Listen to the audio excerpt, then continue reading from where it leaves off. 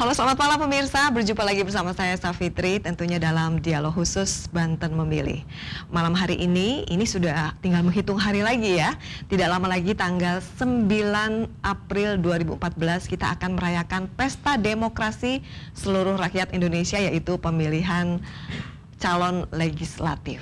Wah, ini sudah sejauh mana pengetahuan Anda mengenai para orang-orang nih yang ada di daftar pemilih yang nanti akan ada coblos. Nah, mudah-mudahan malam hari ini selama 1 jam ke depan kita akan menambah wawasan seputar sosok atau profil dari mereka yang akan menjadi pilihan kita nanti ya. Dan malam hari ini saya sudah bersama dengan Bapak Hermawi F. Taslim, Sarjana Hukum. Beliau ini adalah calon legislatif DPR RI dari Partai Nasdem, daerah pemilihan Banten 3, Tangerang Raya dengan nomor urut 4. Halo, selamat malam Bung Taslim. Malam, Fitri. Malam hari ini adalah perjumpaan kita kedua ya? Kedua ya. Nah, tema kita malam hari ini apa nih yang akan kita angkat? Kita mau menyoroti tentang keberadaan para buruh di sentra industri Tangerang ini. Iya, seperti kita ketahui bahwa Tangerang ini atau dapilnya Bung Taslim ini adalah sentra industri ya. Sentra industri. Dan ini tentu saja identik dengan para pekerja atau buruh begitu. Apa yang harus disoroti dalam hal buruh ini nih Bung Taslim? Ya, jadi Mbak Fitri, 3 hari yang lalu Serikat Buruh Sejahtera Indonesia 1992 menyelenggarakan debat antar caleg tentang masa depan dan aspirasi buruh di Tangerang. Di mana ini berlangsungnya? Berlangsung di salah satu rumah makan di Tangerang Selatan. Oke, ya. Saya salah seorang pembicara. Saya selama ini juga aktif ya dalam dunia perburuhan, banyak melakukan advokasi, membantu serikat-serikat buruh dalam training-training. Tapi kadang-kadang juga karena kita harus hidup, saya juga membela pengusaha. Dari interaksi itu saya merasa saya banyak tahu tentang buruh, tapi ternyata ketika bertemu dengan mereka kemarin, betul-betul banyak hal yang sebenarnya suara hati buruh sendiri saya baru tangkap tentang 3 hal. Yang pertama, Tangerang sebagai salah satu pusat industri di Indonesia mutlak membutuhkan pekerja. Jadi tidak ada industri yang tidak ada pekerjanya. Betul. Nah, keluhan mereka adalah upah murah.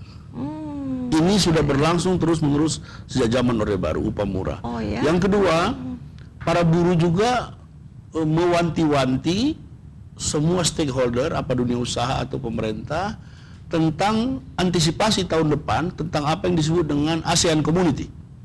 Satu masyarakat ASEAN.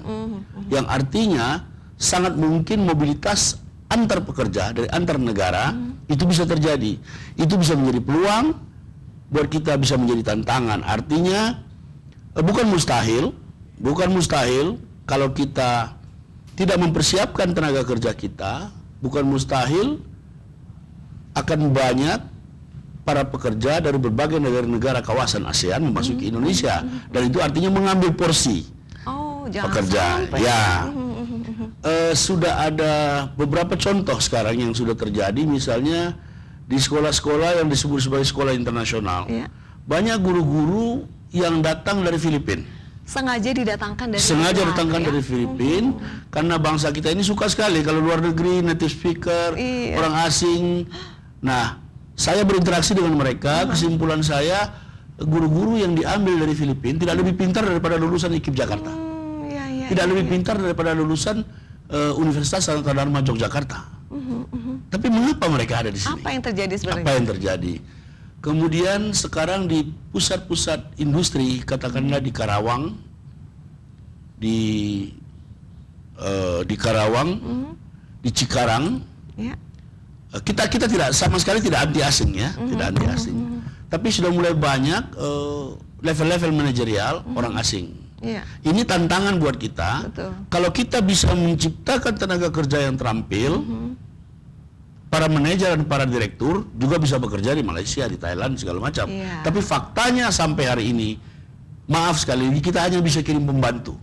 Kita hanya bisa kirim pembantu yang tidak punya keterampilan, yang sebagian dari mereka nanti pulang dibohongi, sebagian pulang dalam peti jenazah. Betul sekali. Ya, itu yang menjadi keprihatinan kita semua ya. Yang ketiga, para buruh juga kemarin membicarakan tentang bagaimana cara mereka terus-menerus meningkatkan keterampilan.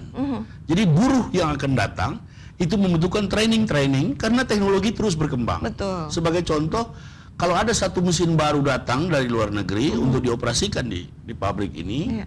nah kalau buruh yang lama tidak bisa mengadaptasikan, tidak bisa mengoperasionalkan ini mesin, dia tersingkir.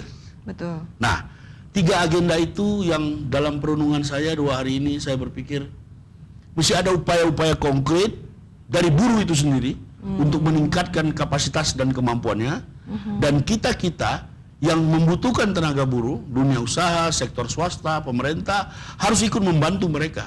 Iya. Buruh itu bagian integral dari masyarakat Indonesia. Buruh adalah masyarakat Indonesia. Buruh adalah saudara kita. Tidak boleh mereka terus-menerus mengalami nasib yang seperti itu. Iya.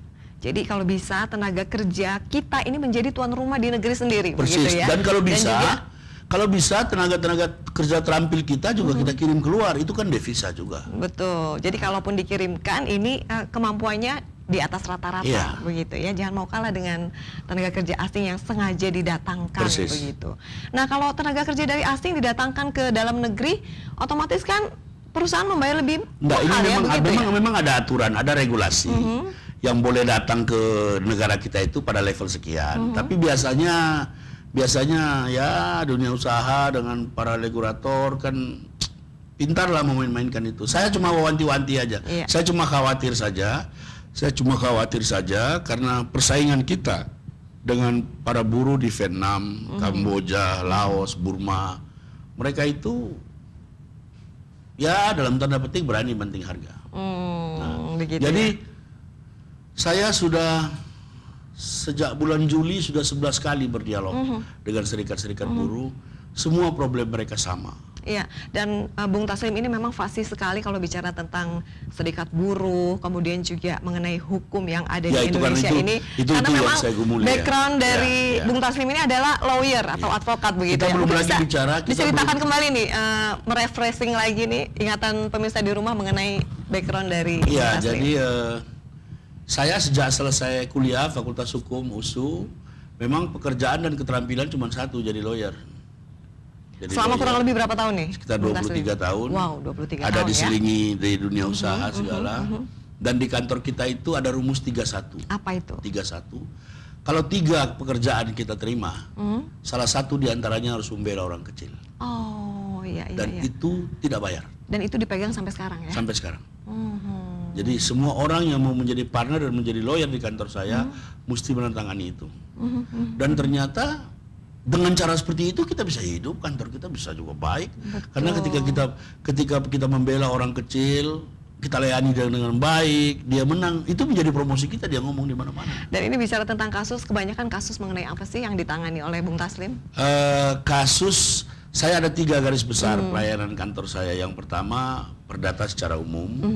Yang kedua kalau kasus orang-orang kecil kita nggak pilih apa aja. Kalau menyangkut orang kecil kita kasih pasti bela. Yang ketiga tentang bisnis-bisnis internasional. Kita juga harus terus belajar. Saya sebagai lawyer tiap 3 bulan tuh ikut training. Oh, iya. Saya misalnya tergabung dalam beberapa asosiasi, salah satunya itu Himpunan Konsultan Hukum Pasar Modal HKHPM. Itu setiap 3 bulan harus ikut training. Nanti di akhir tahun kita kirim laporan. Kalau kita nggak ikut training, izin kita bisa dicabut sama OJK. Jadi semua orang harus belajar. Maka ketika dialog kemarin saya kaget sekali.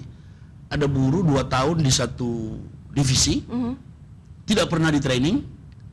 Ya sudah kemampuannya begitu aja. Nanti kalau masuk teknologi baru, masuk mesin baru, dia ini pasti tersingkir. Kalah bersaing ya? Kalah bersaing dengan anak-anak yang baru. Nah, itu problem kita dan besok rencana di Cisoka saya akan bertemu dengan sekitar 50 tokoh-tokoh serikat buruh. Mereka menginginkan saya menandatangani fakta integrasi. Mereka menginginkan saya menandatangani sebuah MOU dengan mereka bahwa kalau saya jadi DPR, apa saja yang saya perjuangkan tentang mereka. Saya bilang kita rumuskan sama-sama. Saya juga nggak mau bohong. Apa yang bisa saya lakukan saya setuju. Ya. Dan ini nanti kita akan buat di akte notaris, Mbak Fitri. Jadi nggak bisa bohong. Saya kalau bohong saya bisa dituntut. Betul. Kita buat perjanjian di akte notaris. Mereka mendukung saya karena aspirasi yang saya bawa A, B, C, D dan seterusnya. Terus mereka akan mengawasi saya selama saya jadi dewan. Jadi siap untuk diawasi Iya, begitu siap ya? harus diawasi. Iya, inilah ya keuntungannya kalau kita memilih Iya, jadi caleg yang latar belakangnya hukum. Jadi tidak main-main Ini gitu ya, loh. Bung Taslim ya. kita wakil rakyat. Yang pertama Pak Surya Paloh selalu bilang, bagaimana mungkin kalian bisa jadi wakil rakyat kalau tidak pernah bertemu rakyat? Maka kita terus lakukan pertemuan-pertemuan dengan rakyat. Yang kedua, kita wakil rakyat. Bagaimana mungkin kita bisa menjalankan amanat dia kalau kita tidak bisa diawasi oleh dia? Jadi kita open management. Semua orang tahu alamat rumah saya. Betul. Kadang-kadang belum bangun pagi sudah ada tamu. Itu konsekuensi dan itu saya lakukan bukan karena saya jadi caleg. Di rumah saya ada perpustakaan, pernah diliput beberapa TV. Iya.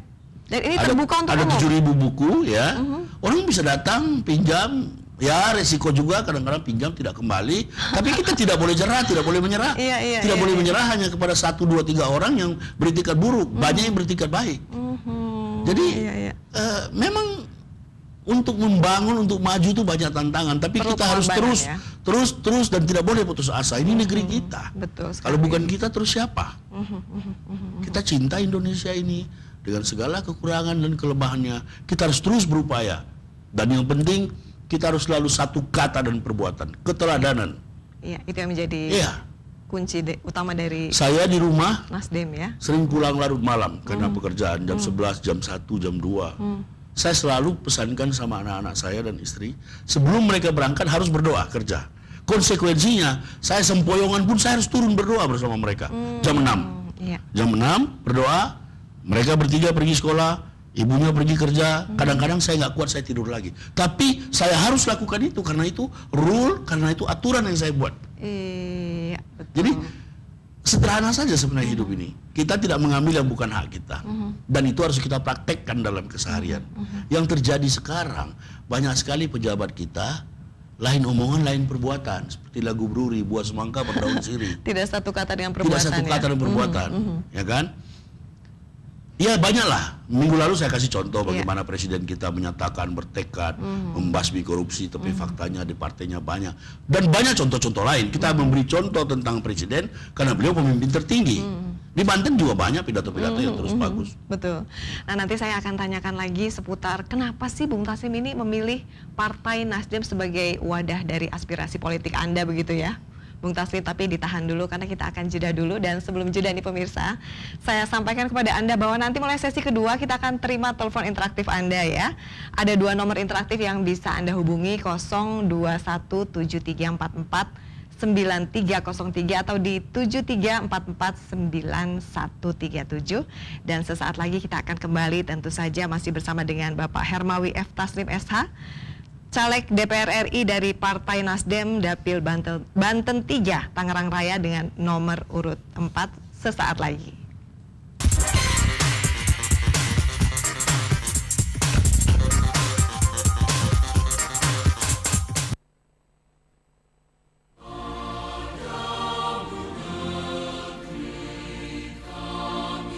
Gerakan perubahan yang diusung oleh Nasdem adalah ingin merubah segala bentuk hubungan transaksional yang selama ini berlangsung antara caleg dengan konstituen menjadi hubungan silaturahmi yang aspiratif. Saya Hermawi F. Taslim, caleg DPR RI dari Partai Nasdem. Dapil saya Banten 3 mencakup Kabupaten Tangerang, Kota Tangerang, dan Tangerang Selatan. Mohon doa restu dan dukungannya. Terima kasih.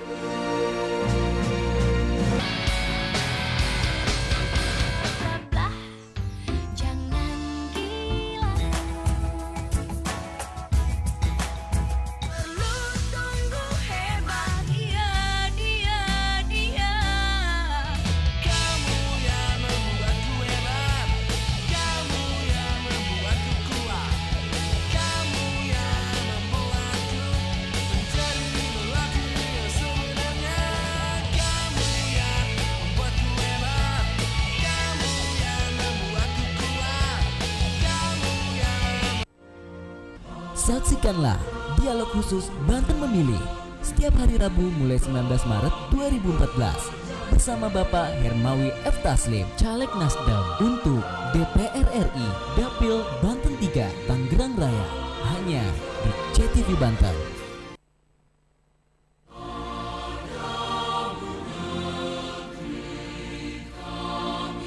Gerakan perubahan yang diusung oleh Nasdem adalah ingin merubah segala bentuk hubungan transaksional yang selama ini berlangsung antara caleg dengan konstituen menjadi hubungan silaturahmi yang aspiratif. Saya Hermawi F. Taslim, caleg DPR RI dari Partai Nasdem. Dapil saya Banten 3 mencakup Kabupaten Tangerang, Kota Tangerang, dan Tangerang Selatan. Mohon doa restu dan dukungannya. Terima kasih.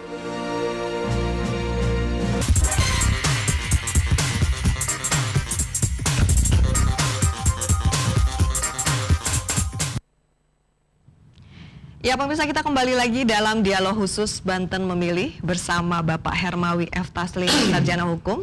Beliau ini adalah caleg DPR RI dari Partai Nasdem Dapil Banten 3 Tangerang Raya dengan nomor urut 4. Nah ini Bung Taslim, mengapa sih memilih Partai Nasdem sebagai wadah aspirasi politik Anda nih? Ya, sebelum itu saya mau cerita dulu kan, sebelum di Nasdem, saya kan dekat dengan Gus Dur. Saya salah seorang ya pembantu beliau lah, dekat. Dan saya salah seorang ketua Dewan Pimpinan Pusat Partai Kebangkitan Bangsa. Waktu Gus Dur masih hidup. Iya.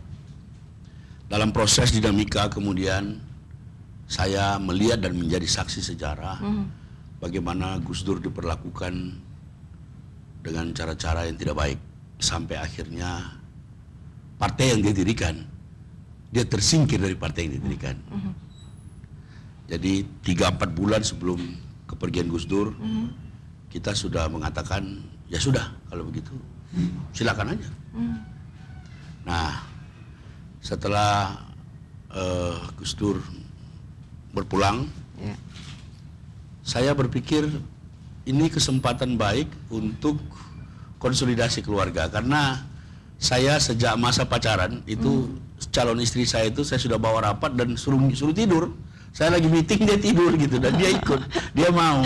Iya. Saya selalu bilang, ya ini mungkin sudah nasib kamu. Jadi dari awal sudah mendukung lah gitu ya. Saya memang memperlihatkan saya apa adanya. Bahkan teman-teman saya bilang, kamu ini istri kedua, istri pertamanya Taslim itu ya organisasi. Nah, setelah kepergian Gus Dur, saya pikir ini ada alasan yang kuat untuk ya jedah sebentar lah, konsolidasi, lihat anak-anak segala. Sementara itu teman ya, sesama aktivis, sama politisi, terus menerus, ya namanya ini dunia kita ya, terus menggoda, ayo begini, begada. Saya juga diminta ke beberapa partai lain. Nah pada satu ketika saya bicara dengan Bapak Elman Saragi, beliau waktu itu Pemret Metro TV. Sudah, kamu nonton ini, kamu pikir-pikir, dia bilang. Saya dikasih sejumlah CD pidato-pidato Surya Paloh waktu meresmikan Nasdem di luar daerah. Saya baca bukunya. Kemudian memang naluri organisasi ini nggak bisa, kita nggak bisa bohong kepada diri sendiri. Terpanggil ya. Memang kita sudah terbiasa hal-hal yang seperti itu. Akhirnya Februari saya memutuskan saya masuk Nasdem. Saya datang pertama kali di kantornya, di sana sudah menunggu beberapa media termasuk Metro TV. Pertanyaannya sama. Jawaban saya juga tetap sama. Karena satu, Nasdem satu-satunya partai baru. Satu-satunya partai baru yang kita akan uji dalam sejarah. Karena tekad dia adalah gerakan perubahan. Gerakan perubahan merubah segala macam kepalsuan dan pencitraan yang cenderung membohongi rakyat menjadi sebuah keterus terangan. Itu yang saya pegang. Karena saya ingat juga, Gus Dur mengatakan tidak ada yang abadi di dunia ini. Yang abadi cuma satu, perubahan. Jadi tidak ada yang tetap di dunia ini. Yang tetap hanya perubahan. Jadi selalu ada perubahan gitu ya. Nah, kemudian saya mulai intens karena ya sebagai aktivis saya juga kenal cukup banyak orang-orang. Kemudian beberapa dari kita yang satu ide, yang keluar dari PKB karena merasa dalam tanda petik Gus Dur terjolimi, antara lain saudara Fendi Koeri dan beberapa lagi. Kita masuk Nasdem, kemudian kita berproses Kemudian saya ditawari menjadi wakil ketua Badan Advokasi Hukum, BAHU DPP Nasdem. Itu sebuah sayap partai yang khusus menekuni masalah-masalah hukum. Nah, di sana juga saya bertemu dengan banyak teman-teman yang ternyata lawyer yang biasa ketemu di pengadilan. Mengalir saja, kemudian dalam proses dialog saya bilang, saya ini orang Tangerang. Setengah umur saya di Tangerang, ya kan? Anak-anak saya besar dan bersekolah di Tangerang. Saya sudah 21 tahun, 12 tahun di BSD, masuk tahun ke-8 di Alam Sutera. Jadi kalau harus jadi calon, saya kepingin menjadi calon di Tangerang, karena saya juga mengerti sedikit. Ternyata setelah saya lakukan belusukan sampai di Kecamatan Kemiri, kemarin di Panongan, di Cisoka, di Teluk Naga, saya baru tahu ternyata pengetahuan saya tentang Tangerang begitu sedikit. Begitu sedikit dibandingkan dengan apa yang ada, 21 tahun. Gitu.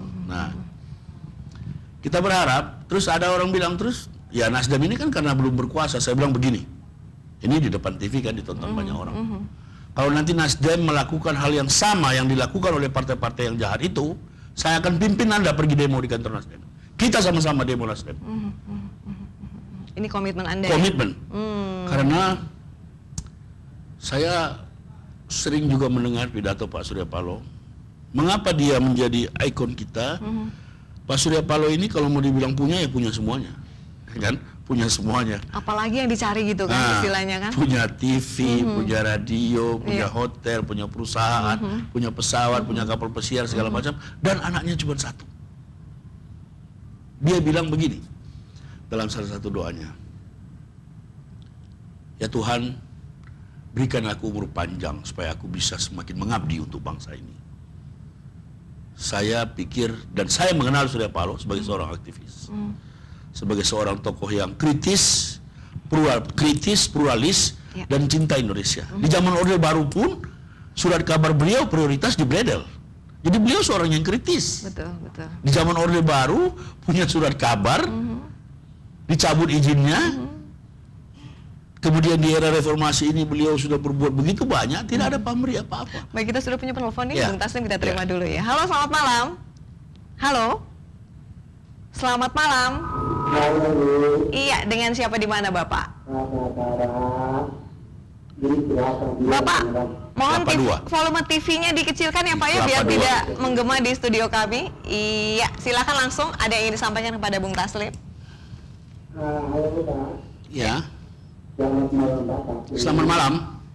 Saya isi acaranya yang Bapak utarakan sangat mendalam Pak.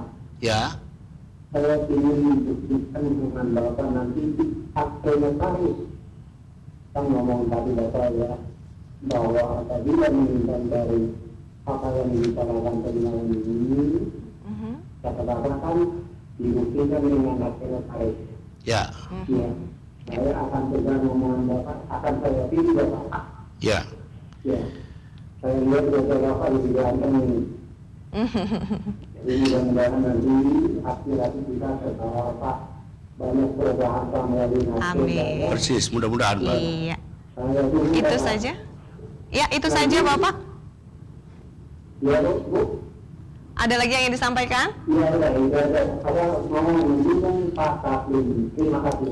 Terima kasih sudah telepon ya Pak ya. Wah, ini salah satu pendukung Bung Taslim nih nampaknya. Ini Kelapa 2 ya tadi ya. Ini masuk dapilnya Masuk dapil. Bung Taslim ya.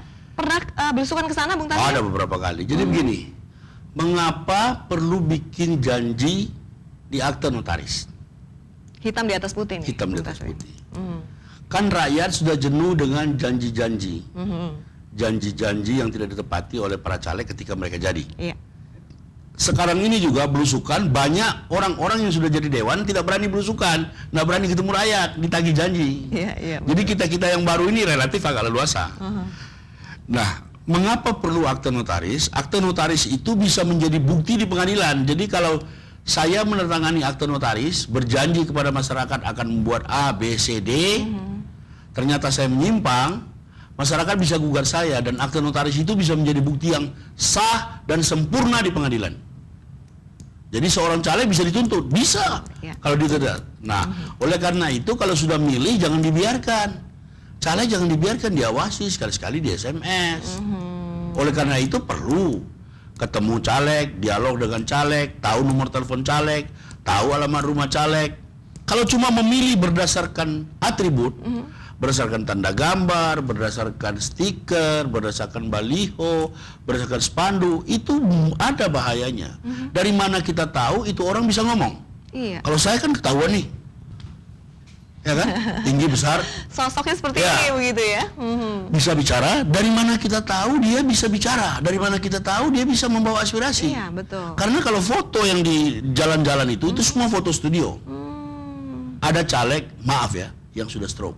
Bagaimana mungkin dia memperjuangkan nasib rakyat kalau berjalan Iya, saja dia tidak bisa. betul. Tapi rakyat tidak tahu dia stroke karena fotonya setengah badan. Ada yang ngomong saja tidak jelas. Ada yang ijazahnya tidak jelas. Jadi jangan membeli kucing dalam karung. Betul. Hak politik Anda itu hak yang melekat sebagai warga negara. Bukan pemberian siapa-siapa. Jangan ditukar dengan apapun. Iya. Jadi yang pertama, jangan ditukar dengan apapun. Bagaimana cara? Tidak semua caleg di televisi, bagaimana caranya? Makanya baca koran, yang bisa akses internet, akses di internet, nonton TV sekali-sekali. Harus cari tahu. Lalu bagaimana cara memilih? Ya pilih yang Anda kenal. Bahaya sekali memilih orang. Maka mengapa anggota dewan juga setelah dia terpilih, dia sering tidak terpilih sama daerah, dia nggak pernah datang situ kok, yang datang tim suksesnya. Iya. Ya kan? Ngirim sembako, ngirim macam-macam, ngirim atribut, terus dicoblos. Iya. Terus sekarang nyalakan caleg. Calegnya juga nggak tahu yang milih dia siapa. Betul. Jadi harus gunakan hak pilih, memilih berdasarkan pengetahuan. Yang kedua, jangan golput, karena golput itu tidak memilih itu berarti menyerahkan nasib kita kepada orang-orang yang mungkin jahat. Iya. Yang ketiga, setelah pemilu awasi calegnya.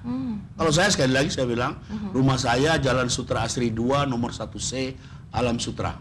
Siap untuk diawasi. Begitu, Siap untuk ya. diawasi, siap untuk dikontrol. Dievaluasi. Rumah saya nggak mungkin pindah karena rumah saya belum selesai cicilannya. Iya. Ini yang menarik ya. Dan Bung Taslim, tidak semua orang juga berani berdialog langsung. Oh iya, begitu, seperti jadi ini kan? kalau kita tidak ada niat buruk, kita tanpa pamrih. Saya udah bilang begini, kita mengurus politik setelah urusan-urusan keluarga kita selesai. Politik ini urusan kepentingan umum, Betul. ngurus orang lain, bukan urusan Iya. anak, bukan urus istri. Tapi urusan anak udah selesai, urusan istri sudah selesai, mereka sudah bisa jalan masing-masing segala macam. Saatnya kita sebagai seorang warga negara terpanggil untuk ikut menentukan haluan negara. Itu pentingnya, itu Betul urgensinya. sekali, iya. Tapi Bung Taslim, yang bikin saya penasaran adalah tadi kan kita ngomongin masalah buruh begitu ya. Ya. Sebenarnya apalagi yang menjadi concern dari Bung Taslim ini, apakah masalah wanita atau perempuan ini menjadi concern juga dari Bung Taslim? Bukan masalah perempuan tentu menjadi concern kita, karena perempuan dalam pemilu itu adalah pemilih mayoritas. Jadi Mbak Fitri dan teman-teman ini menentukan siapa yang kalah, siapa yang menang. 2 hari yang lalu saya berdialog dengan 50 kader-kader Posyandu di salah satu kecamatan. Saya katakan, pertama, Anda ini sebagai kader Posyandu, ini juga kan kader bangsa. Bimbing ibu-ibu yang lain, diajak ke TPS, jangan sampai tidak milih. Karena kalau tidak milih, itu Rugi besar ya? rugi besar. Karena mengapa pentingnya pemilihan umum? Pemilihan umum ini satu-satunya kesempatan untuk mengganti pemimpin bangsa. Betul. Hanya ada melalui pemilu. Kalau disia-siakan? Kalau disia-siakan kita menunggu 5 tahun lagi. Iya, Nah, betul. Soal isu-isu perempuan tadi menurut saya ada beberapa tantangan yang di depan mata kita. Satu, faktanya angka kematian ibu melahirkan masih tinggi. Iya. Ya kan? Yang kedua, mayoritas para wanita terutama di pedesaan itu masih sering diperlakukan tidak sejajar, Betul sekali. baik oleh suaminya maupun oleh adatnya maupun oleh lingkungannya. Dan yang ketiga, ini yang paling penting, dalam banyak kesempatan ibu-ibu perempuan hanya ditafsirkan sebagai orang rumah. Itu bahaya sekali. Iya. Jadi yang bisa mengangkat derajat perempuan ini yang pertama ya perempuan sendiri. Dan kemudian kebijakan-kebijakan pemerintah mesti ada yang namanya affirmative action. Sudah bagus sekarang ada Menteri Peningkatan Peran Perempuan, tetapi menurut saya kerjanya tidak fokus. Kerjanya tidak fokus. Isu perempuan ini kan isu internasional, Iya, betul. isu Penting, ya. internasional. Yang kemudian ada problem-problem kesehatan yang Betul. hanya di Organ reproduksi, ya. yang hanya dialami oleh perempuan. Iya, betul. Kemudian belenggu adat. Saya sering ke daerah itu seolah-olah sudah dia yang masak, dia nggak boleh ikut makan, suaminya yang Dan makan duluan. ini yang menjadi concern juga dari Partai Nasdem dan khususnya Partai Bung Nasdem, Taslim, ya. Partai Nasdem itu mengapa perempuan dan buruh menjadi concern Partai Nasdem sejak awal berdiri, dan dua aspek ini Partai Nasdem punya sayap. Untuk buruh namanya ada gerakan masa buruh, namanya Gemuruh, punya struktur sendiri, Oke. punya kepengurusan sendiri di Indonesia. Perempuan juga begitu, Ada sayapnya sendiri. ada sayapnya begitu, ya. sendiri namanya Mahalayati. Baik, sampai di sini kita harus tahan dulu nih Bung Taslim, ya. Dan nanti kita masih kasih kesempatan kepada Anda nih pemirsa di rumah, ya, untuk konsultasi, bukan konsultasi sih, maksudnya bertanya langsung nih dengan caleg Anda, langsung ya, berdialog langsung dengan beliau nih, dengan Bung Taslim. Silakan untuk menghubungi dua nomor kami 021734493303 atau di 73449137.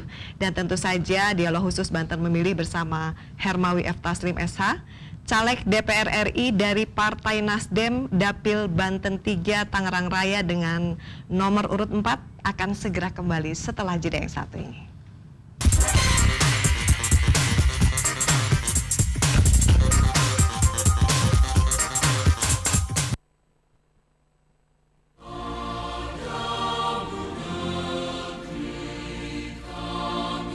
Gerakan perubahan yang diusung oleh Nasdem adalah ingin merubah segala bentuk hubungan transaksional yang selama ini berlangsung antara caleg dengan konstituen menjadi hubungan silaturahmi yang aspiratif. Saya Hermawi F. Taslim, caleg DPR RI dari Partai Nasdem, dapil saya Banten 3 mencakup Kabupaten Tangerang, Kota Tangerang, dan Tangerang Selatan. Mohon doa restu dan dukungannya. Terima kasih. Saksikanlah dialog khusus Banten Memilih setiap hari Rabu mulai 19 Maret 2014 bersama Bapak Hermawi F. Taslim, caleg Nasdem untuk DPR RI Dapil Banten 3 Tangerang Raya, hanya di CTV Banten.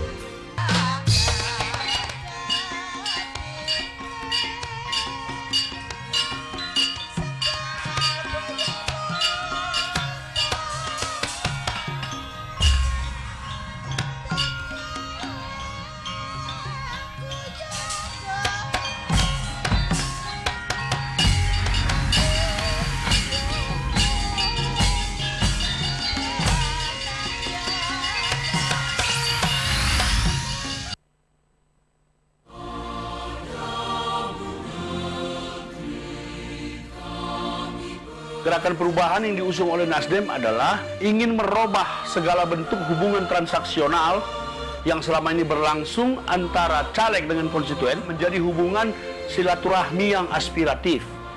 Saya Hermawi F. Taslim,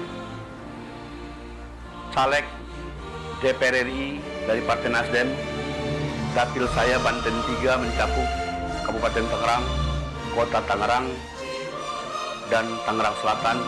Mohon doa restu dan dukungannya. Terima kasih.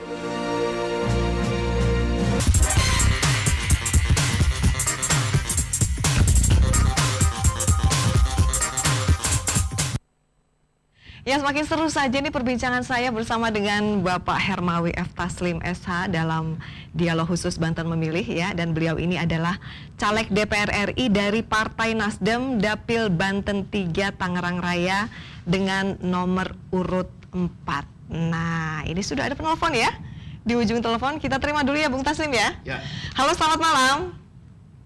Halo. Selamat malam, CTV Banten. Selamat malam Bapak. Dengan siapa di mana? Jam-jami dari Priuk, Tangerang. Dari Tangerang. Iya, langsung dengan Bung Taslim ya, silakan. Ya, selamat malam Pak Taslim. Selamat malam Pak Jam-Jami, apa kabar? Pak Taslim. Ya, silakan Pak. mengenai perburuan Pak, ini harus rusaknya bangsa ini adalah menjalani rakyatnya melalui perburuan. Di perburuan itu diserang, diselamatkan, dijamin hak-haknya. Nah ini ketika pemerintah menghadapi seperti ini, kayaknya mengalami kegagalan Pak. Jadi tolong nanti kalau Partai Nasdem menang, tolong cabut Pak Undang-Undang 13 Pak. Sekian, terima kasih. Begitu ya. Baik, terima kasih sudah menyampaikan aspirasinya. Ini Undang-Undang nomor 13 ini mengenai apa nih? Undang-Undang nomor 13 tahun 2003 itu tentang ketenagakerjaan. Undang-undang yang mengatur seluruh ketentuan menyangkut masalah buruh dan pekerja. Nah, memang undang-undang ini dibuat tahun 2003, sudah 11 tahun. Memang ada dua di kalangan buruh sendiri, itu ada dua pendapat. Ada yang mengatakan undang-undang ini harus dibuat yang baru, ada yang mengatakan dirubah saja beberapa pasal. Sebenarnya apa yang tidak relevan dalam hal ini? Yang pertama, 10 tahun, ya kan? 10 tahun sebuah undang-undang itu dia pasti sudah tertinggal dengan dinamika zaman. Tapi yang saya mau katakan sama Pak Udin yang bisa membela dan mengangkat derajat kaum buruh, yang pertama-tama adalah buruh sendiri. Buruh harus kompak. Buruh ini kan banyak serikat pekerjanya. Harus kompak. Dia mau apa dengan Undang-Undang 13 tahun 2003? Kalau Pak Udin mengatakan harus dicabut, dirubah dengan yang baru, oke. Nah, untuk itu buruh harus kumpul, harus berunding. Bergabung dengan kelompok-kelompok akademisi, bergabung dengan kita-kita pekerja hukum ini, kita akan membuat sebuah nanti apa yang namanya naskah akademis.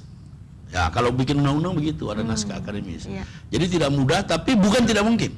Jadi ada prosesnya. Ada prosesnya. Nah, untuk itu maka dalam pemilu buruh harus memilih partai dan caleg-caleg yang ingin melakukan perubahan. Kalau masih milih yang kemarin, tadi kan beliau bilang gagal. Kalau masih milih yang kemarin, mereka inginkan status quo, mereka beruntung dengan situasi ini. Tadi Pak Udin kan mengatakan menjolimi buruh dan segala macam. Memang dalam undang-undang tidak ada dibilang begitu menjolimi, tapi dalam prakteknya benar. Buruh susah, hampir tidak punya tabungan untuk kesehatan. Iya, tekor melulu katanya Pak. Ya, kalau tiba-tiba anaknya kena demam berdarah itu sudah babak belur tuh, sudah jual barang, sudah utang sana sini dan segala macam. Buruh-buruh kita ini kan sudah hanya seolah-olah mereka ini cukup diberi janji saja. Undang-undang itu mau di amandemen, dirubah beberapa pasal, atau mau dicabut. Ini tidak cukup suara Pak Udin saja, harus suara serikat-serikat pekerja yang lain. Iya. Jadi serikat pekerja dalam hal ini masih solid begitu ya? Tapi yang tidak kalah pentingnya juga, buruh ini kan ada beberapa haknya. Yang menonjol 10 tahun terakhir di Indonesia, hak yang menonjol digunakan buruh adalah mogok dan demo. Itu is fine. Itu hak buruh. Tapi dalam menghadapi masa depan, menurut saya, demo dan mogok saja tidak cukup. Tidak efektif. Training untuk meningkatkan kemampuan, keterampilan-keterampilan teknis, supaya ada peningkatan. Polisi dan tentara, Mbak Fitri, setiap naik pangkat ada sekolahnya. Pasti ada sekolahnya. Mereka pasti lulus sekolah ini baru naik pangkat ini, lulus sekolah ini baru naik pangkat ini. Polisi yang selama ini kita cerca. Buruh nggak ada yang seperti itu. Jadi kapan mau jadi manajer kalau nggak pernah training? Seharusnya ada tahapannya begitu ya. Bagaimana? Ada jenjang karirnya begitu ya. Jadi kalau jadi operator seumur hidup ya seumur hidup jadi operator. Nah, ini juga kan harus diatur. Orang nggak boleh terus-menerus di bawah dong. Iya, ya kan? Orang nggak boleh terus-menerus di bawah. Nah, ini juga satu tantangan. Yang berikutnya dalam dunia perburuan adalah serikat-serikat pekerja di tingkat perusahaan yang disebut dengan PUK, menurut saya pribadi saya, sudah harus didampingi oleh tim hukum. Jadi mereka ini, buruh ini, kalau sudah sampai tripartit, jadi berunding sama perusahaan, tidak tercapai kata sepakat, maju ke Dinas Tenaga Kerja, itu namanya tripartit. Kalau sudah begitu, cenderungnya kalah. Mengapa? Nggak ngerti undang-undang, nggak ada yang ahli negosiasi, Iya. nggak ada yang ahli lobby. Jadi selain meningkatkan kapasitas diri melalui training dan pelatihan, menurut saya, Ya. serikat buruh ke depan juga harus punya semacam Konsultan begitu ya, tim ahli ya. Jadi di kalangan buruh itu kan banyak anunya, banyak sekolahnya, banyak profesinya, ada yang SH juga kan. Iya. Jadi mereka harus punya satu tim hukum, tim negosiasi yang handal, yang bisa duduk sejajar dengan dunia usaha, duduk sejajar dengan kepala dinas. Kalau orang-orang dinas itu kan rata-rata berpendidikan S1, training di mana-mana. Pengusaha-pengusaha generasi baru tuh sekolahnya ke luar negeri. Berunding dengan buruh kita nggak pernah di training ya pasti kebanyakan makalah, Iya, ya kan? betul. Apalagi kalau sudah sampai ke PHI, Peradilan Hubungan Industrial, mereka biasanya pasti tidak mungkin membayar lawyer yang bagus, katanya mahal. Tidak banyak juga lawyer yang seperti kantor kami, dan kantor kami tidak bisa terus-menerus bela buruh, tidak bisa semua buruh klien kita. Kita juga butuh makan, Iya, kantor betul. butuh disewa, anak buah perlu digaji dan seterusnya. Jadi menurut saya pemilu 2014 ini momentum yang baik buat buruh untuk mengkonsolidasi, untuk memberitahukan kepada seluruh anggotanya, kita pilih caleg ini, kita pilih partai ini, karena caleg ini dan partai ini sudah menandatangani akte notaris, dia akan melakukan A, B, C, D, E. Iya. Saya tidak mau juga menjual kucing dalam karung, supaya orang tidak beli kucing dalam karung. Betul. Kalau mau kita rumuskan sama-sama poin-poin apa yang tidak mungkin dilakukan anggota dewan, tidak mungkin saya iakan juga. Iya, dan ini bisa dijembatani oleh Partai Nasdem Iya. ya, khususnya oleh Bung Taslim Bisa, nih. bisa. Semua partai Nasdem, seluruh caleg partai Nasdem yang berlatar belakangan hukum diminta untuk memperhatikan ini. Baik, ya, ini harus jadi catatan juga untuk Ya. Anda semua nih ya pemirsa ya. Jangan khawatir, semuanya bisa diakomodir begitu ya. Kita bisa bicarakan, kita bikin, kita tulis poin-poin yang jelas, terukur. Jangan nanti kita bertengkar, ya kan? Seperti PDIP sama Gerindra, ya kan? Tahun 99, sekarang diungkit-ungkit, kita nggak mengerti itu, ya kan? Karena nggak pernah dikasih tahu sama publik. Sekarang baru diberitahu. Yang diberitahu juga sepenggal-sepenggal. Kalau kita nanti akte notaris, saya harapkan kalau saya punya fakta integrasi dengan akte notaris dengan buruh, saya harapkan fotokopinya dibagi ke semua buruh supaya buruh tahu Partai Nasdem mau seperti ini. Dan Partai Nasdem siap diawasi, Partai Nasdem siap digugat kalau tidak, kalau ingkar janji. Siap digugat nih pemirsa ya. Wah, ini luar biasa sekali nih Bung Taslim. Dan ini kemarin belusukan terakhir kemana? Ke daerah mana nih Bung Taslim? Belusukan terakhir. Hari Senin saya Ciledug, Selasa kemarin ada dua, satu diskusi dengan para buruh itu, yang kedua dengan ibu-ibu dengan posyandu di Kunciran. Oh, jadi padat sekali ya. Ya. Kegiatannya Malam ya. kemarin di Panongan itu ketemu juga dengan sebagian besar mereka buruh, tapi yang tidak terorganisir. Baik. Iya, kita harus jeda lagi nih nampaknya. Namun sebelum jeda, seperti biasa nih ya, saya sampaikan nih pemirsa bahwa Dialog Khusus Banten Memilih ini bersama dengan Bapak Hermawi F. Taslim SH. Jangan lupa beliau ini adalah caleg dari DPR RI Partai Nasdem dengan Dapil Banten 3, Tangerang Raya dengan nomor urut 4. Dan kita harus jeda ya, Bung Taslim ya. Kita akan segera kembali setelah yang satu ini.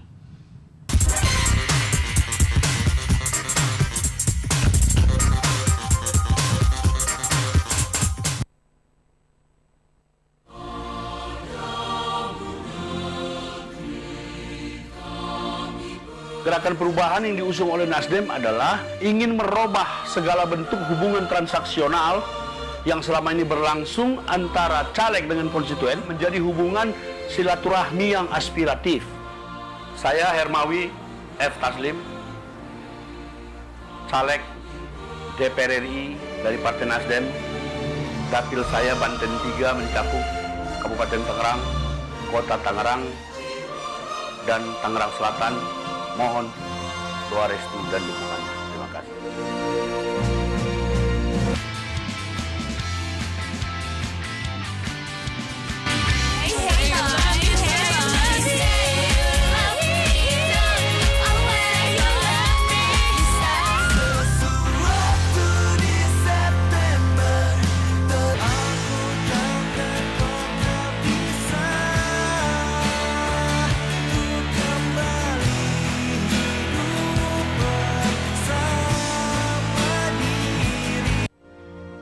Saksikanlah Dialog Khusus Banten Memilih setiap hari Rabu mulai 19 Maret 2014 bersama Bapak Hermawi F. Taslim, Caleg Nasdem untuk DPR RI Dapil Banten 3 Tangerang Raya, hanya di CTV Banten.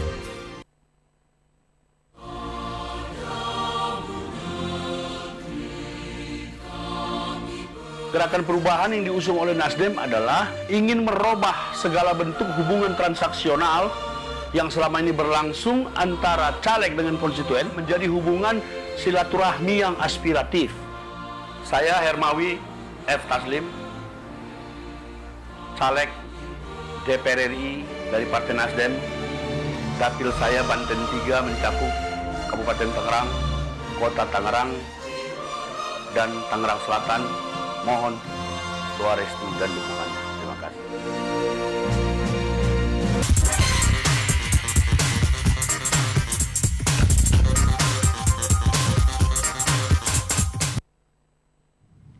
Ya, pemirsa, tidak terasa kita sudah sampai di sesi terakhir ya dalam Dialog Khusus Banten Memilih. Dan tentu saja Bapak Hermawi F. Taslim SH, Caleg DPR RI dari Partai Nasdem, Dapil Banten 3 Tangerang Raya dengan nomor urut 4 ini masih terus menemani kita semua ya. Ini Bung Taslim, ini kan kalau dihitung sudah ratusan mungkin daerah belusukan yang sudah dijalani begitu ya oleh Bung Taslim ya. Ini apa saja yang menjadi concern atau menjadi apa ya, menjadi keprihatinan dari Bung Taslim? Saya sejak April sudah mengunjungi 117 tempat. 117 tempat wow. Di 3 daerah ini, Kota Tangerang, Kabupaten Tangerang, dan Kota Tangerang Selatan. Ada temuan-temuan saya, ada temuan yang berulang, maksudnya kejadiannya sama. Yang paling menonjol itu adalah keluhan para orang tua tentang pendidikan. Ya, keluhan mereka pertama katanya begini. Katanya sekolah gratis. Iya. Yang gratis uang sekolahnya. Tapi seragamnya aja 3 macam. Seragam sekolah, seragam batik, seragam olahraga. Itu harus dibeli semua. Kadang-kadang belinya di sekolah lagi tambah mahal. Buku-buku dan segala macam. Jadi biaya pendidikan yang tidak terjangkau. Kemudian keluhan berikutnya adalah justru anak-anak mereka setelah selesai sekolah juga susah mendapat pekerjaan. Nah, ini kan agak ironis. Misalnya di depan rumah saya ada sebuah mall, berbatasan dengan tembok ada perkampungan, Saya datang di sana sama Metro TV. Mereka mengeluh, katanya anak-anaknya banyak yang lulusan SMA dan SMK tidak bisa kerja. Sebelah ini nggak benar. Iya, betul. Di sebelah ada mall. Jadi lurah atau RT atau RW ini harus kreatif, bertemu dengan yang punya mall. Anak-anak di sekitar ini harus diutamakan. Harus dirangkul begitu. Harus ya? diutamakan. Kalau tidak nanti bisa menjadi problem sosial. Betul. Jangan sampai gedung-gedung yang tinggi ini mereka lihat sebagai musuh mereka. Ya, baik. Jadi, sampai di bidang pekerjaan ini kita tahan dulu. Sudah ada penelpon yang menunggu. Baik. Selamat malam. Halo. Malam. Selamat malam. Dengan Bapak siapa di mana, Pak? Dengan Diki Sugandi nih Pak, di Jurang Mangu Timur Pondok Aren, Pak. Silakan Pak Baik, Diki. langsung dengan Bung Taslim ya. Saya mau bertanya Pak, Silakan. apakah nanti Tangerang kalau Bapak seandainya bisa duduk di DPR bisa memperjuangkan UMP seperti Bekasi 3,7 Pak? Hanya itu aja pertanyaan saya Pak. Itu saja, Pak. Selamat malam Pak. Selamat malam, terima kasih sudah telepon. Wah, Ya, ini kan kaitan dengan buruh tadi, UMP. UMP. Jadi UMP itu ada parameternya. UMP di tiap daerah tidak harus sama. Berbeda-beda ya? Berbeda-beda. UMP itu Pak Diki nanti kita hitung komponen-komponennya, oleh Dewan Pengupahan. Di situ ada wakil pemerintah, ada wakil pengusaha, dan ada wakil buruh. Dihitung secara terbuka, bukan dimanipulasi. Kalau yang selama ini menurut saya banyak poin-poin yang disembunyikan sehingga UMR itu tetap rendah. Nah, kalau ditanya pengusaha mengapa ngotot untuk bayar gaji buruh murah, pengusaha akan jawab, kita juga mengeluarkan banyak uang. Tapi bukan buat buruh, buat dan lain-lain. Nah, biaya dan lain-lain ini yang kita harus pangkas. Jadi ke depan Pak Diki, pemerintah kita harus semakin bersih, pengusaha tidak membayar apa-apa, tidak membayar pungutan-pungutan liar kepada pihak-pihak tertentu. Kalau pungutan-pungutan liar tidak dibayar, berarti dia punya pos keuangan yang lebih besar untuk kesejahteraan buruh. Jangankan sebesar Bekasi, kalau komponennya memenuhi syarat bisa lebih tinggi dari Bekasi. Apa bedanya Bekasi dengan Tangerang? Betul. Ya kan? Iya. Nah, jadi UMP itu kan ukuran pendapatan minimal seorang Pekerja ya. buruh. Buruh ya. Menjaga UMP saja sudah susah. Masih banyak orang yang membayar buruhnya di bawah UMP. Iya, betul sekali. Dan buruhnya setuju. Coba. Karena Kalau tidak dia ada sendiri, pilihan mungkin ya. nggak ada pilihan. Nggak ada pilihan, nggak bisa memperjuangkan, terdesak oleh kehidupan, akhirnya terima apa adanya. Nah, jadi buruh sejahtera, dunia usaha maju, pemerintah kuat. 3 komponen ini. Kita nggak mau juga buruh sejahtera. Kalau perusahaannya bangkrut, siapa yang mau gaji? Iya, betul. Harus sama-sama. Dan para pejabat-pejabat pemerintah juga harus lebih punya hati dalam menangani masalah-masalah perburuhan. Tidak hanya bertumpu kepada investasi. Investasi kita perlukan. Tapi apa artinya investasi kalau buruh tidak ada? Nggak ada yang kerja. Emang mau robot semua? Apa artinya investasi? Sama-sama. Saya ke depan itu ada 3 hal yang sekaligus diperhatikan sama buruh. 1 UMP-nya, yang kedua keterampilannya, yang ketiga jaminannya, kesehatannya. Ini yang nanti akan diperjuangkan oleh Nasdem, khususnya Bung Taslim ya. Kita semua, bukan cuma saya. Partai Nasdem Partai punya Nasdem agenda punya agenda penting itu, ya. dengan ini, karena Partai Nasdem punya sebuah sayap partai namanya Gemuruh, Gerakan Massa Buruh. Seluruh Indonesia ada kepengurusannya. Oh, baik. Ya. Jadi ini menjadi catatan untuk Benar. Bapak Diki tadi yang Iya, telepon Pak Diki dari Juramangun. Iya, baik. Ini daerah Pondok Aren, Ya, Tangerang Selatan ini Tangerang masuk ke Selatan, dapil benar. Ya. Bung Taslim juga Masuk, nih. iya, Ya. iya. Tadi sampai kita membahas masalah pendidikan, kemudian juga Ya, jadi pendidikan yang temuan saya itu begini. tenaga kerja, lapangan kerja ya. tadi Banyak ya? keluhan dari para orang tua, anak-anaknya yang sudah masuk usia kerja tidak bisa dapat pekerjaan. Iya. Padahal daerah sekitarnya ini ada Ya. mall, ada. Yang menjadi lucu itu kan ini daerah industri. Terus industri itu ngambil pekerja dari mana? Kemudian yang paling menonjol temuan berikutnya adalah keluhan masyarakat tentang pembuangan sampah. Nah, iya. Di betul banyak sekali. tempat itu sampah rumah tangga dibikin dalam plastik, digantung, orang mulai sedikit dibuang di Iya. sungai apa di mana Sampai akhirnya ada penumpukan di satu wilayah Iya, begitu. banyak seperti itu. Nah, tapi saya juga pernah menemukan di Ciledug, itu bagus, ada yang namanya bank sampah. Nah, bank sampah di kota Tangerang ini sudah menjadi proyek percontohan oleh beberapa kota, termasuk kota Balikpapan, kota Padang, bahkan Jakarta. Jadi bank sampah itu begini, Mbak Fitri. Seperti apa? Di satu RT yang 100 rumah, mereka punya katakanlah 1 rumah kosong. Sampah mereka semua mereka pilah. Sampah mereka semua mereka pilah, yang bisa didaur ulang dan yang bisa diuangkan dikumpul di situ. Dikumpul di situ. Kemudian yang sisanya jadi organik, dibikin jadi pupuk. Itu ada banyak, sudah mulai banyak. Dan ini menurut pejabat di Dinas Kebersihan dan Pertamanan Kota Tangerang yang waktu itu saya temui, dia bilang Bank Dunia sudah lihat dan mereka concern untuk membantu ini. Jadi sampah rumah tangga kita itu kan tidak semua terbuang, Iya. ya kan? Jadi diposting-posting ya, lagi, ya, nanti semuanya tidak ada yang dikumpul-kumpul, terbuang ya, berguna semua berguna begitu ya. semua. Kemudian 1 bulan sekali mereka bagi hasil. Keluarga ini ada 8 kilo, 7 kilo dan segala macam. Jadi kalau mau banyak cara. Tapi tetap tidak mengurangi kewajiban pemerintah untuk menyiapkan tempat pembuangan sampah. Betul. Iya, Ya kan? iya. Di mana-mana baunya minta ampun, padahal Tangerang ini dekat dengan bandara terbesar di Asia internasional. Kemudian infrastruktur, bukan cuma karena baru banjir, tapi banyak sekali jalan-jalan yang rusak dan penerangan jalan yang tidak diperbaiki. Ini bahaya sekali. Tingkat kecelakaan kita juga menjadi sangat tinggi, ya kan? Dan itu bisa terjadi apa-apa. Yang berikutnya adalah orang-orang pada level bawah yang mengurus pertanian itu makin lama makin miskin. Temuan saya misalnya di Kecamatan Kemiri, mereka itu beternak kambing. Nah, katanya kadang-kadang induk kambing yang mau diternak ini terpaksa dijual karena nggak ada untuk makan.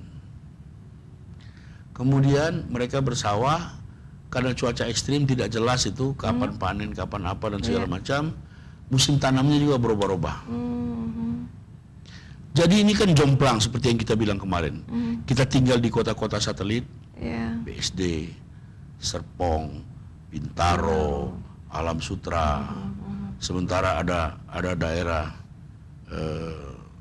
Teluk Naga, ada daerah Kemiri, ada daerah Sepatan, yang akibat dari ini semua mereka yang menanggung. Mereka banjir karena kita ditinggikan. Sampah-sampah kita sebagian dibuang ke mereka. Mereka itu manusia kok. Itu kan, ini cuma orang kurang beruntung, orang tidak punya akses terhadap ekonomi. Nah, orang-orang seperti ini cukup mereka yang menderita. Anak-anak mereka harus sekolah, harus mendapat keterampilan. Karena kalau ini terus, jurang ini makin lama makin jauh, ini nanti kita akan mendapat problem sosial lagi. Kita akan mendapat harus problem segera sosial ditangani lagi. ya, begitu harus ya? segera ditangani. Iya, betul sekali. Orang tuh ada batas ya, semua tuh ada batasnya. Apalagi kalau mereka lihat keadaan mereka ini karena kebijakan, keadaan mereka ini karena perbuatan manusia. Betul. Mereka bukan orang bodoh, mereka bukan orang malas. Hanya mereka tidak punya akses terhadap sumber-sumber ekonomi. Iya.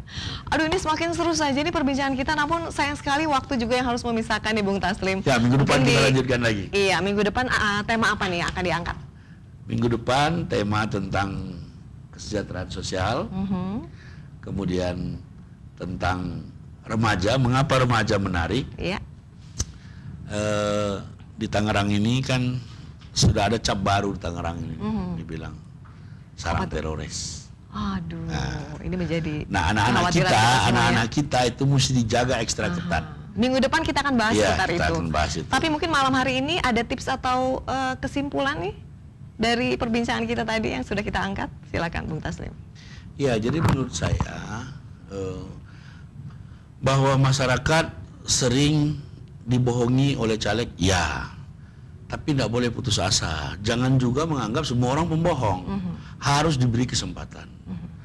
Partai baru, Partai Nasdem dengan caleg-caleg pilihannya, menurut saya berhak mendapat kesempatan. Beri kami kesempatan untuk menunjukkan kami bisa berbuat baik. Itu aja. Beri kami kesempatan. Kami nggak mau dicap sama dengan yang lain. Ya kan? Beri kita kesempatan, kita akan buktikan. Kita semua transparan kok. Rumah kita, kantor kita, semua. Nah, kalau ada apa-apa kita gampang dicari. Apalagi kalau sudah bikin fakta integrasi, pakai akte notaris, digugat aja di pengadilan, pakai bukti, selesai. Iya, Dan betul sekali. yang penting masyarakat harus berpartisipasi, mengawasi orang-orang yang menjadi dewan. Jangan cuma waktu nyoblos saja. Dia harus diawasi. Harus diawasi. Karena orang-orang yang baik juga kadang-kadang bisa menjadi jahat karena tidak diawasi. Baik, Bung Taslim, terima kasih banyak untuk kesempatannya malam hari Sama-sama, ini. Mbak Fitri. Kita ketemu lagi minggu depan, depan, ya. hari dan jam yang sama. Ya, sip. Iya, dan itulah pemirsa perbincangan saya bersama dengan Bapak Hermawi F. Taslim SH, Caleg DPR RI dari Partai Nasdem, Dapil Banten 3, Tangerang Raya dengan nomor urut 4. Dan akhirnya saya Safitri beserta seluruh kerabat kerja mengucapkan terima kasih atas kebersamaan Anda malam hari ini ya. Sampai jumpa dan selamat malam.